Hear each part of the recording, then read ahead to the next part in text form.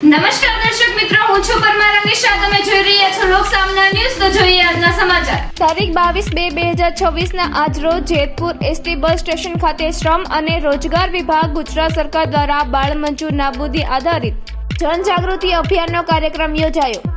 આજ રોજ Jetpur ST station ખાતે શ્રમ અને રોજગાર વિભાગ ગુજરાત સરકાર દ્વારા બાળ મજૂરી નાબૂદી આધારિત જનજાગૃતિ અભિયાન અંતર્ગત શેરી નાટક એક હતું બાળપણ નામનું નાટક ભજવવામાં આવેલ હતું, જેમાં ગુજરાતના ગૌરવ સમા ટીવી, સિનેમા અને રંગમંચ પર છેલ્લા 58 વર્ષથી કાર્યશીલ તથા 25 જેટલા દેશોમાં રંગમંચના કાર્યક્રમો કરેલ અને 5000થી વધારે રંગમંચના સ્ટેજ પ્રોગ્રામોમાં મુખ્ય ભૂમિકામાં ખ્યાતનામ રૂપેરી પડદાના કલાકાર શ્રી દિનક રાય ઉપાધ્યાય તથા તેની પૂરી ટીમ દ્વારા ઉપરોક્ત નાટક ભજવવામાં આવેલ, તેમજ જેતપુર બસ સ્ટેશનની સ્વચ્છતા વિશે પોતાના મંતવ્ય રજૂ કરેલા, તેમજ જેતપુર બસ સ્ટેશન તેમજ જેતપુરના અગાઉ પોતાની ટીમ દ્વારા રંગમંચોના કાર્યક્રમોને યાદ કર્યા અને સરકારશ્રીના સ્વચ્છતા અભિયાન વિશે મુસાફરોને સહકાર આપવા અપીલ કરેલ, તેમજ જેતપુર ડેપોના સ્ટાફનો પણ તેમણે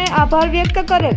હું દિનકર ઉપાધ્યાય, હું વર્ષોથી સિનેમા, ટીવી, સ્ટેજ સર્જન કરાવ્યો છું.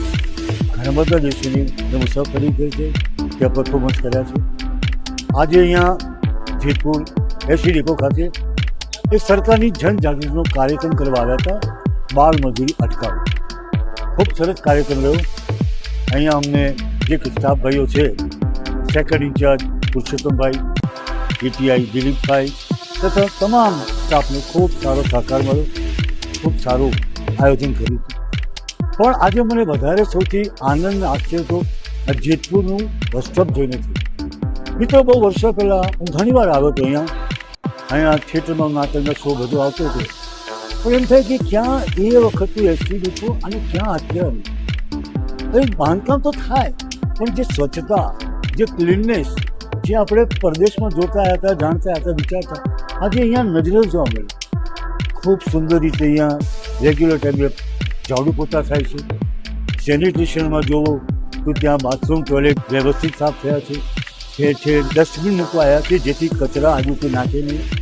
આજુબાજુ એરિયા છે જ્યાંથી બસો આવે છે, જાય છે, બધું એટલું સુંદર સાફ કરીને થાય છે. ખરેખર આ ગુજરાતમાં છે, પણ ખરેખર ગુજરાત સરકારે જે સ્વચ્છતા અભિયાન કર્યું છે એનો બહુ જ સારો ઉપયોગ કરી અને ડેપોમાં ખૂબ લાભ છે, અને એના માટે થઈ ડેપોનો તમામ સ્ટાફ ખૂબ અભિનંદન પાઠવે છે.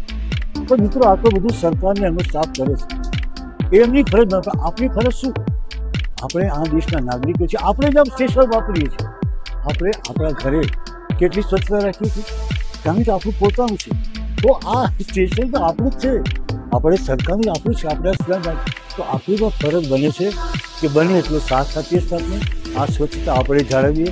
આ સ્વચ્છતા રહેશે તો દૂર થશે રોગ, દૂર થશે બીમારી, સ્વચ્છ રહીશું આપણે. તો ભાઈઓ, ફરીથી વિનંતી કરવાની કે આ સ્ટાફે ખૂબ મહેનત કરી આટલી સ્વચ્છતા જાળવી છે, આ દેશનો વિકાસ કર્યો, તેને સાથ આપજો, સહકાર આપજો અને સુંદર રાખજો. તમારું પોતાનું છે. Thank you. જય હિન્દ, જય હિન્દ. ફરી મળીશું એક નવા સમાચાર સાથે. ત્યાં સુધી જોતા રહો લોક સામના ન્યૂઝ.